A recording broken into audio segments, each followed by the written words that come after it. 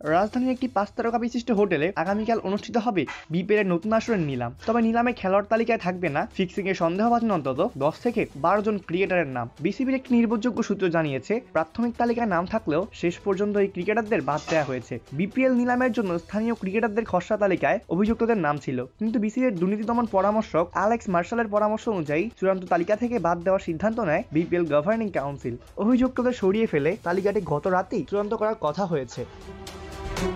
এছাড়া ফ্র্যাঞ্চাইজিগুলোর কাছে নতুন করে চিঠি পাঠাবে বিসিবি, যেখানে জানাতে হবে এবার আসলে কারা টিম অফিসিয়াল হিসেবে কাজ করবে। বোর্ডের নির্দেশনা, ফিক্সিং এর সন্দেহভাজন কাউকে যেন দলের সঙ্গে যুক্ত না করা হয়। এমন কেউ থাকলে তাকে বিপিএল অ্যাডমিশন ক্রমে কার্ডও দেওয়া হবে না। সূত্রের তথ্য অনুযায়ী 3 সদস্যের স্বাধীন তদন্ত কমিটির খেলোয়াড় ও কর্মকর্তা মিলিয়ে প্রায় 20 জনের বিরুদ্ধে বিভিন্ন মাত্রায় ফিক্সিং এর সাথে জড়িত থাকার সন্দেহের কথা উল্লেখ করা হয়েছে। তাদের মধ্যে ক্রিকেটার আছেন 8 থেকে 10 জন, এমনকি জাতীয় দলে খেলা ক্রিকেটারও রয়েছেন।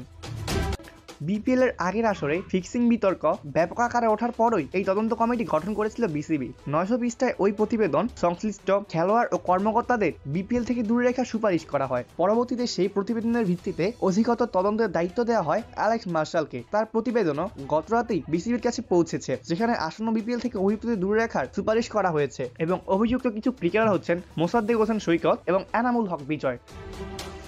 একটি বিশ্বস্ত সূত্র অনুযায়ী জানা গেছে যে এনামুল হক বিজয় এবং মোসাদ্দেক হোসেন সৈকত ফিক্সিং এর সাথে জড়িত থাকায় তাদের নাম 2026 বিপিএল এর নিলামে উঠছে না। অপূর্ব দাস, প্লে ফাস্ট নিউজ।